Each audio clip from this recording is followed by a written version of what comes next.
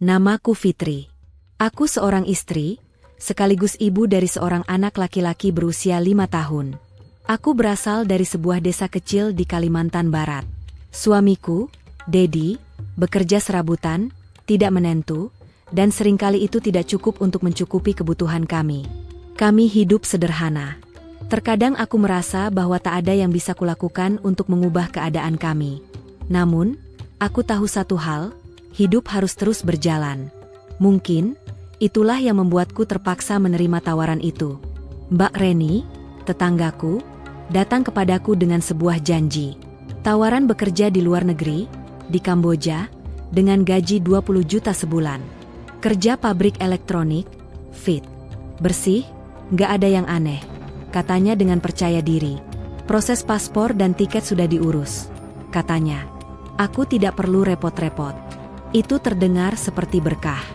Hidupku yang penuh dengan kecemasan tentang bagaimana cara mencukupi kebutuhan keluarga, mungkin bisa berubah dengan pekerjaan ini. Bagaimana bisa aku menolaknya? Sebagai ibu, aku harus melakukan apa saja demi masa depan anakku. Meskipun itu berarti meninggalkan mereka. Suamiku, Rafli, anakku yang masih kecil. Aku meremas tangan anakku yang sedang tertidur lelap malam itu. Rasanya hatiku hancur. Tapi aku harus kuat. Aku harus berangkat. Aku tak tahu apa yang akan menantiku di sana, tapi aku tahu aku harus mencobanya. Demi keluarga.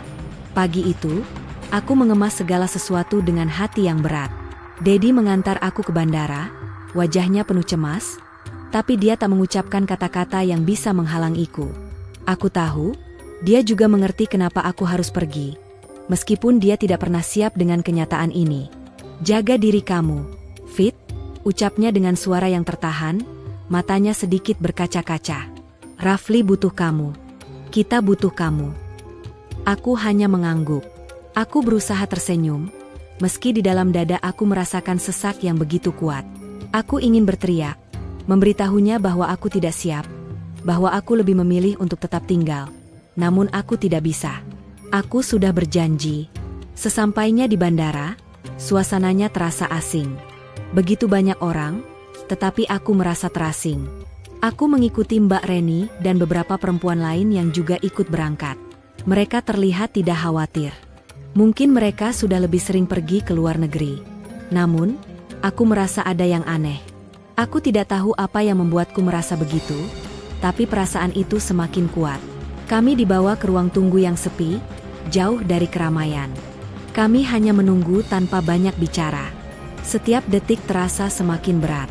Waktu berjalan lambat, dan jantungku berdegup kencang. Ketika pesawat akhirnya lepas landas, aku hanya bisa menatap keluar jendela, memandangi bumi yang semakin kecil, dan berdoa agar semuanya berjalan lancar. Tapi hatiku tetap gelisah. Setiap kali aku membayangkan Rafli, wajahnya yang polos, aku merasa seperti meninggalkan bagian dari diriku sendiri. Rasanya seperti mengorbankan sebagian besar jiwaku untuk mencoba mencari penghidupan yang lebih baik. Entah di mana itu. Kamboja, tempat yang belum pernah kulihat, dan belum ku ketahui akan menyajikan apa untukku. Namun, aku harus pergi.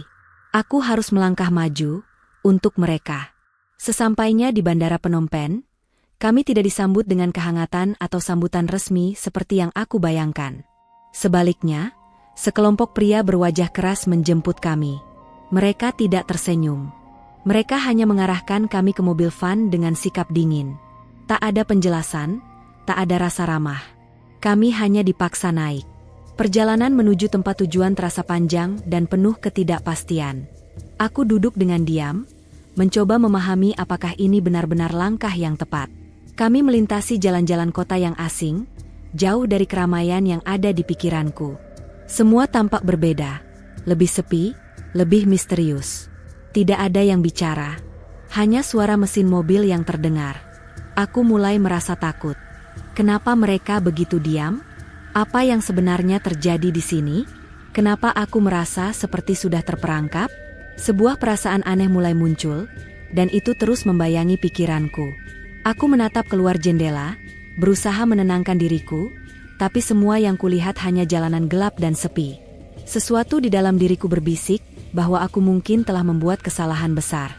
Setibanya di tempat yang dituju, aku langsung disuruh turun. Pemandangan yang kutemui bukanlah pabrik yang dijanjikan, melainkan sebuah bangunan tua di kawasan yang sangat terpencil. Suasana di sekitar itu tidak seperti tempat kerja yang aku bayangkan. Sejak saat itu, aku mulai merasa bahwa aku tak hanya meninggalkan keluargaku, tapi juga aku telah menginjakan kaki di sebuah tempat yang entah bagaimana sudah menantikan diriku. Namun, aku tidak bisa kembali. Aku tak punya pilihan. Aku hanya bisa berharap, semoga ini bukan tempat yang salah. Hari pertama di Kamboja terasa seperti mimpi buruk yang belum selesai. Setelah aku keluar dari van, mereka memintaku dan beberapa perempuan lain untuk masuk ke dalam sebuah bangunan besar yang terlihat sangat berbeda dari yang dijanjikan. Pabrik elektronik, ini lebih mirip penampungan gelap. Tidak ada suara mesin, tidak ada aktivitas pekerja, hanya beberapa pria berjubah hitam yang berdiri berjaga di pintu. Kami dibawa ke dalam sebuah ruangan besar yang kosong, hanya ada beberapa tempat tidur susun yang berjajar rapi. Ruangan itu tidak memiliki jendela, hanya lampu neon yang menyala redup. Suasana pengap, dan bau apek mulai tercium. Tidak ada kehidupan di dalamnya, hanya hening yang mencekam. Semua orang di dalam sana terlihat cemas, tapi tidak ada yang berani berbicara. Mbak Reni, yang tadinya penuh percaya diri, sekarang hanya bisa menunduk. Wajahnya pucat, dan tangannya gemetar. Aku merasa semakin terasing. Tiba-tiba, suara langkah kaki yang berat terdengar di lorong luar, dan pintu ruangan terbuka. Seorang pria besar, berkulit gelap dengan tato di lengan, masuk ke dalam. Semua perempuan, dengar baik-baik, katanya dengan suara serak dan garang. Kerja di sini sudah dimulai. Jangan coba-coba melawan. Jika kalian menurut, hidup kalian akan mudah. Kalau tidak, kalian akan menemui kesulitan. Suasana langsung berubah tegang. Aku bisa merasakan perutku mual, tetapi aku tidak bisa berbuat apa-apa. Apa yang dimaksud dengan kesulitan? Aku mencoba menenangkan diriku. Pekerjaan ini hanya sementara, aku harus bertahan demi keluargaku. Setelah pertemuan singkat itu, mereka memisahkan kami berdasarkan kelompok. Aku dan beberapa wanita lain diminta untuk mengikuti mereka ke sebuah ruang lain di bagian belakang gedung. Di sana, kami diberi pakaian kerja dan dipaksa bekerja seperti robot. Meskipun tidak ada mesin apapun yang terlihat. Kerja paksa. Itu kata yang langsung muncul di benakku saat aku memegang benda-benda yang harus disusun tanpa henti. Kami diminta untuk mengemas barang-barang yang tidak jelas, dan disuruh bekerja dari pagi hingga malam tanpa ada waktu istirahat yang cukup. Mereka hanya memberi kami makan sekali sehari, dan itu pun hanya nasi putih dengan sedikit sayur. Tidak ada keluhan yang bisa kami utarakan. Setiap kali aku berusaha berbicara, mereka akan mengancam. Diam atau kamu akan menyesal, kata seorang pria yang selalu mengawasi kami. Ada beberapa kejadian kecil yang semakin memperkuat perasaan bahwa ada sesuatu yang sangat salah di sini. Aku melihat beberapa perempuan lain yang tampaknya sudah mulai kelelahan. Mata mereka kosong, tidak ada semangat, hanya ada ketakutan yang tampak jelas. Di malam kedua, ketika aku mencoba tidur di tempat tidur susun yang keras dan dingin itu, perasaan takutku semakin menjadi-jadi. Aku terus berpikir tentang Rafli, suamiku, dan kehidupan yang kutinggalkan. Tapi semakin aku memikirkannya, semakin aku merasa tak berdaya. Aku harus bertahan, aku harus kuat. Namun, saat tengah malam, aku terbangun oleh suara gemuruh di luar. Ada suara langkah kaki yang berat, disusul dengan teriakan-teriakan yang tidak jelas. Aku terbangun dengan jantung berdegup kencang, merasakan ketegangan yang semakin melingkupi ruangan. Semua perempuan lainnya juga terbangun, saling menatap dengan raut wajah bingung dan ketakutan. Aku ingin bertanya, tapi mulutku seperti terkunci. Tiba-tiba, salah satu dari mereka, seorang wanita tua yang sudah tampak sangat lelah, melangkah ke arahku dengan wajah pucat. Kita tidak bisa tinggal di sini lebih lama. Mereka akan melakukan hal yang lebih buruk dari ini. Suaranya bergetar, tapi jelas terdengar. Aku hanya bisa menatapnya, bingung. Apa maksudnya? Bertahanlah sebentar lagi, kita harus kabur. Katanya lagi, lebih keras kali ini, namun segera dibungkam oleh suara langkah kaki yang semakin dekat. Matanya tampak sangat serius. Aku tidak bisa memikirkan apa yang terjadi. Tidak ada yang pernah memberitahuku tentang hal ini. Aku datang untuk bekerja di pabrik, tapi ini bukan pabrik. Ini adalah penjara. Pada malam itu, aku merasa dunia di sekelilingku mulai runtuh. Aku tahu, aku harus melakukan sesuatu. Aku harus keluar dari sini. Tetapi bagaimana caranya? Aku tidak tahu siapa yang bisa kupercayai, dan aku merasa semakin terperangkap dalam labirin ketakutan ini. Saat aku terjaga, perasaan itu semakin jelas. Jika aku tidak kabur sekarang, aku mungkin tidak akan pernah punya kesempatan lagi. Aku harus pergi. Aku harus mencari jalan keluar. Aku berbaring di tempat tidur susun, memejamkan mata, tapi tidur tak kunjung datang. Pemikiran tentang rencana kabur semakin membayangi, namun semakin aku memikirkannya, semakin sulit untuk melihat jalan keluar. Semua langkah terasa berisiko. Jika ketahuan, apa yang akan terjadi padaku? Suara langkah kaki yang berat dan teriakan dari luar membuat jantungku semakin berdegup kencang. Aku bisa mendengar suara mereka yang berjalan di lorong, mengawasi setiap langkah kami. Tidak ada yang bisa kami lakukan. Kami hanya bisa diam dan menunggu. Namun, pagi itu ada kesempatan. Ketika semua mulai sibuk dengan aktivitas pagi, aku melihat celah. Mereka membuka pintu untuk memberikan makan dan memeriksa kami satu persatu. Hanya beberapa pria yang berjaga di luar, dan ruang ini cukup besar untuk menutupi gerakanku. Aku mengedarkan pandangan, mencari cara. Dan tiba-tiba aku melihatnya, sebuah rakit kecil yang terparkir di tepi sungai, dekat dengan lokasi kami. Itulah jalan keluar yang kutunggu. Aku tahu, itu satu-satunya cara untuk pergi. Tanpa berpikir panjang, aku mengambil langkah pertama. Aku mengendap-endap menuju pintu yang terbuka, bersembunyi di antara bayangan dan suara berisik yang datang dari luar.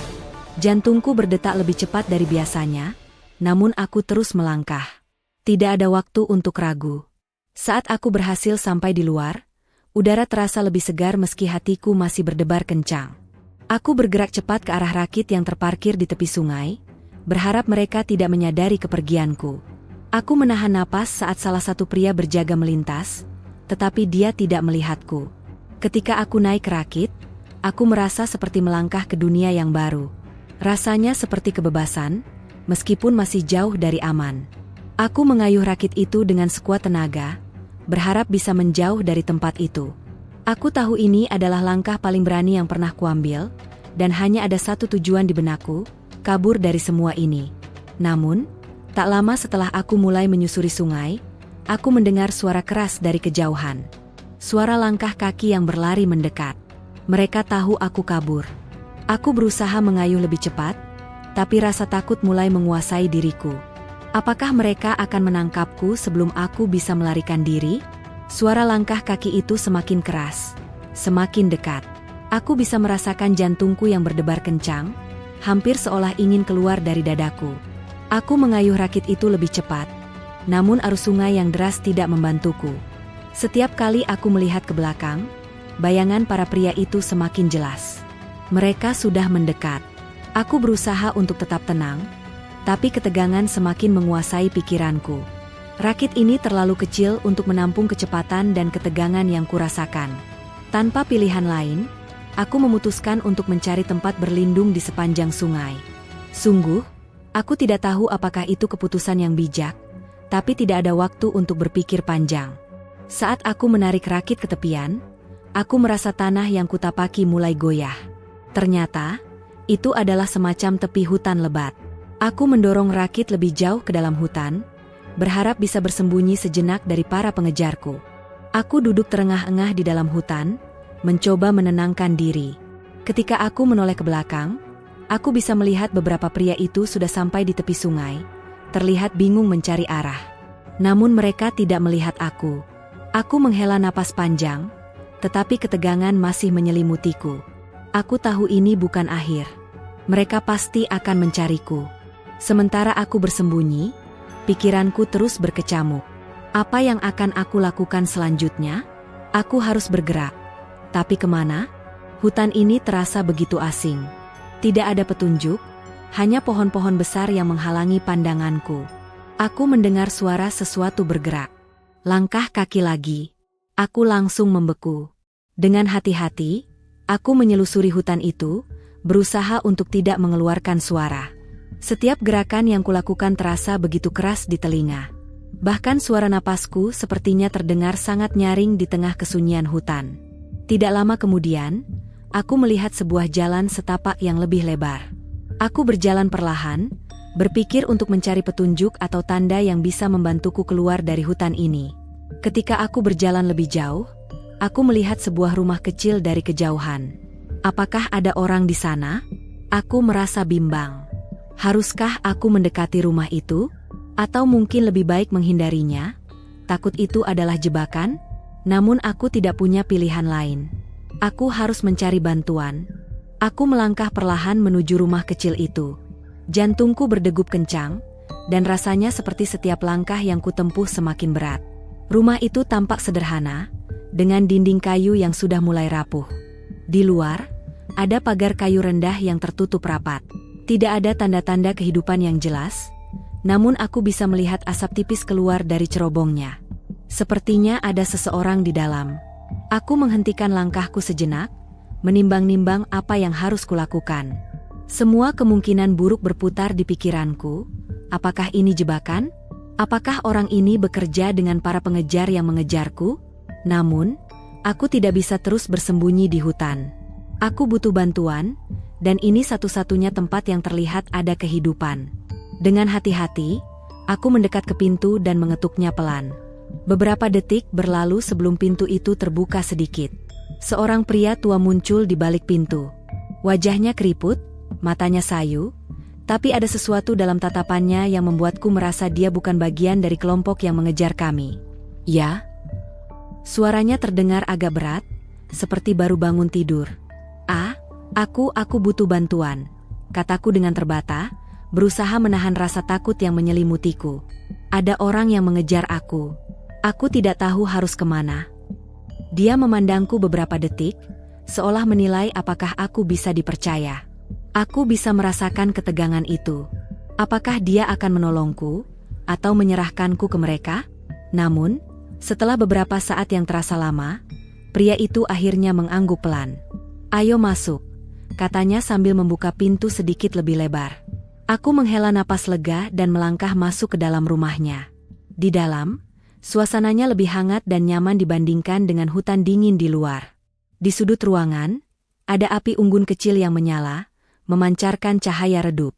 Rumah itu sederhana, dengan perabotan kayu tua dan beberapa pot tanaman di dekat jendela. Namun, yang paling menarik perhatianku adalah secangkir teh yang ada di atas meja. Pria itu mengangguk ke arah kursi. "Duduklah, aku buatkan teh," katanya sembari pergi ke dapur kecil. Aku duduk dengan hati-hati, masih tidak percaya bahwa aku berada di tempat ini. Mungkin ini adalah kesempatan untuk bertahan hidup.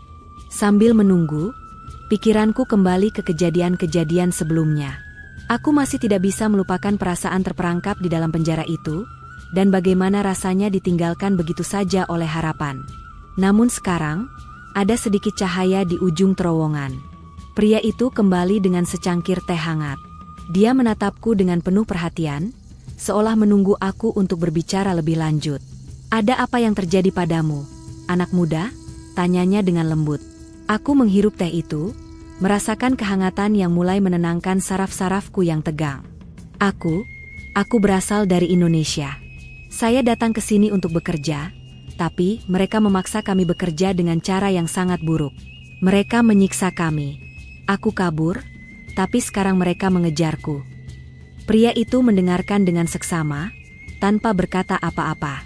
Ketika aku selesai bercerita, dia hanya mengangguk pelan. Berbahaya memang.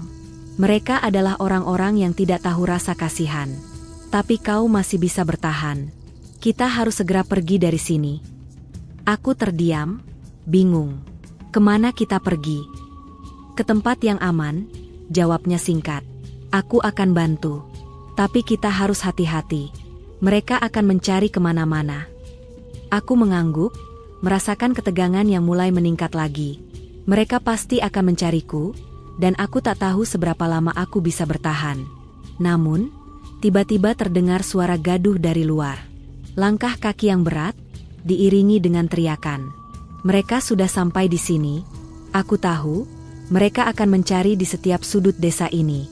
Apakah aku bisa pergi dengan pria ini? Atau ini akan menjadi akhirnya? Suara langkah kaki itu semakin jelas. Semakin banyak. Aku bisa mendengar mereka berbicara dalam bahasa Kamboja yang tidak aku mengerti. Namun ada suara mereka tidak bisa disalahartikan. Mereka sedang mencari sesuatu, atau lebih tepatnya, seseorang. Aku menatap pria tua itu dengan cemas, mencari petunjuk apakah dia akan membantu atau malah menyerahkanku.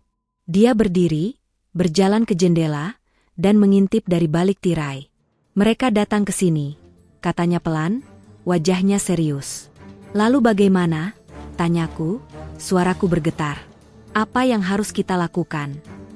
Pria itu tampak berpikir sejenak, lalu mengangguk pelan. Kita harus keluar lewat belakang. Cepat. Aku mengikuti langkahnya dengan cepat menuju pintu belakang rumah. Ketika kami melangkah keluar ke pekarangan belakang, aku bisa melihat para pengejar itu semakin dekat. Ada dua pria yang aku kenali dari kelompok yang dulu mengawasi kami. Mereka berbicara dengan pria itu, sepertinya sedang menanyakan sesuatu. Aku menahan napas, berharap mereka tidak akan masuk ke dalam rumah ini. Pria tua itu berbicara pelan, kau harus lari ke hutan sana, terus ke utara. Ikuti jalan setapak yang ada. Aku akan mencoba mengalihkan perhatian mereka. Aku menatapnya dengan rasa terima kasih yang dalam. Tanpa pria ini, aku sudah pasti tertangkap. Tetapi di saat yang sama, aku merasakan ketakutan yang semakin besar.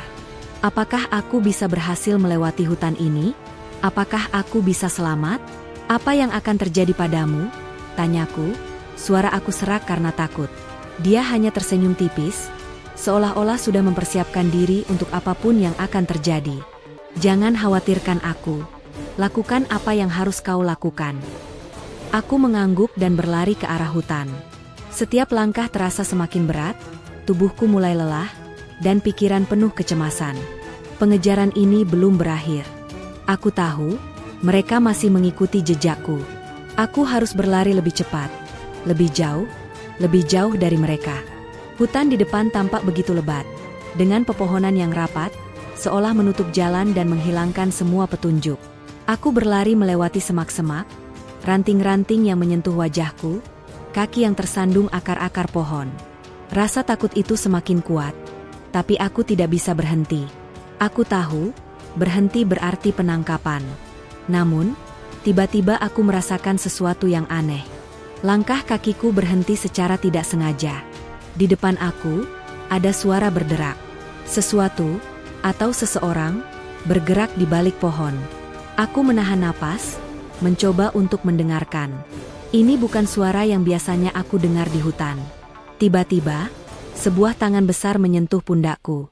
Aku menoleh, dan tiba-tiba sebuah senjata diletakkan tepat di dada aku. Kau pikir kau bisa kabur begitu saja? Suara berat itu terdengar begitu familiar. Jantungku hampir berhenti berdetak. Itu suara dari salah satu pengejar, pria yang dulu mengawasi kami di camp. Bagaimana bisa dia ada di sini? Apakah dia telah mengikuti jejakku? Senjata itu terasa berat di dadaku. Aku tidak bisa bergerak, tidak bisa berteriak. Rasanya seperti seluruh dunia berhenti berputar, dan hanya ada suara desahan napasku yang terdengar di telingaku. Pria itu berdiri di depan, matanya tajam, penuh kebencian dan kekecewaan. Aku tahu ini saat terakhirku. Tidak ada lagi jalan keluar. Aku terjebak. Apa yang kamu pikirkan? Ya? Kata pria itu dengan nada dingin. Kau kira bisa kabur begitu saja? Aku menatap matanya dengan penuh kebingungan. Kenapa kamu melakukan ini? Suaraku bergetar, namun aku mencoba untuk tetap tenang. Pria itu tertawa rendah, namun tawanya tidak terdengar lucu sama sekali. Kau kira kami bekerja keras untuk apa? Menyediakan pekerjaan? Memberikan harapan palsu kepada orang-orang seperti kamu? Semuanya hanya untuk membuatmu bekerja bagi kami, tanpa pilihan. Aku merasa dunia ini semakin sempit. Aku tak tahu lagi harus berbuat apa. Namun, di tengah kebingunganku, sebuah suara datang dari arah belakang. Kamu pikir dia bisa lari? Ya? Kau pikir kami tidak tahu kemana dia pergi? Aku menoleh, dan melihat pria tua itu muncul dari balik pepohonan. Wajahnya serius. Apa yang terjadi? Apakah dia datang untuk menyerahkanku? Aku ingin berteriak, bertanya, namun bibirku tercekat. Pria tua itu melangkah maju, dan dengan tenang berbicara. Kalian tidak tahu apa yang kalian lakukan. Dia bukan satu-satunya yang kalian kejar. Masih ada orang-orang yang lebih berbahaya dari kalian. Ini saatnya berhenti. Aku terdiam, bingung dengan kata-kata pria tua itu. Apa maksudnya? Siapa orang-orang yang lebih berbahaya itu? Tiba-tiba, ada suara kendaraan yang terdengar dari kejauhan. Mobil-mobil berderap dengan cepat. Pria itu melihat ke arah suara itu, dan matanya seketika berubah, menyadari sesuatu. Apa itu? Aku mendengar kekhawatiran dalam suaranya. Pria tua itu tampak gelisah. Polisi, mereka datang. Mereka tahu tentang kalian. Keadaan menjadi sangat tegang. Di satu sisi, aku terperangkap oleh pria yang menahan senjata di dadaku. Di sisi lain, pria tua itu mengarahkanku untuk berlari ke arah mobil yang mendekat. Waktu terasa seperti berhenti, dan aku hanya bisa mengikuti alur yang ada, tanpa tahu apa yang akan terjadi. Aku melihat polisi yang turun dari kendaraan, dan beberapa pria berpakaian sipil yang langsung mengarahkan senjata mereka ke para pengejar. Semua menjadi kacau. Ada tembakan, teriakan, dan suara gaduh di sekelilingku. Aku merasa tubuhku hampir tidak bisa bergerak. Tetapi tiba-tiba seseorang menarik lenganku dan menyeretku keluar dari area pertarungan itu. Ayo, cepat, kata pria tua itu, memaksaku untuk bergerak. Kami berlari menuju mobil polisi yang sudah siap untuk membawa kami pergi. Aku menoleh ke belakang untuk melihat para pengejar, yang kini tengah dikelilingi oleh polisi. Mereka akhirnya tertangkap. Di dalam mobil, aku duduk dengan perasaan campur aduk. Apa yang baru saja terjadi? Apa yang akan terjadi padaku sekarang? Aku merasa seperti terbangun dari mimpi buruk. Namun kenyataannya jauh lebih buruk. Tenanglah, kamu akan segera pulang. Suara salah satu polisi menenangkan. Kami akan pastikan kamu aman. Aku hanya mengangguk. Namun pikiranku terus berputar. Aku sudah terlepas dari cengkraman mereka. Tetapi kenapa rasa takut itu masih menghantuiku? Apakah aku akan bisa kembali ke rumah? Ke keluargaku? Seperti dulu? Apakah semuanya akan kembali normal? Ketika aku akhirnya kembali ke Indonesia, rasanya dunia ini sudah berbeda. Aku tidak hanya meninggalkan tempat yang penuh dengan ketakutan dan penyiksaan, tetapi juga kembali ke rumah yang penuh dengan harapan. Aku tahu hidupku tidak akan pernah sama lagi, tetapi aku berjanji pada diriku sendiri, aku akan berjuang untuk masa depan yang lebih baik, untuk anakku, dan untuk keluargaku. Akhirnya, aku menemukan kebebasan, bukan hanya dari para pengejar itu, tapi juga dari ketakutan yang selama ini mengikatku.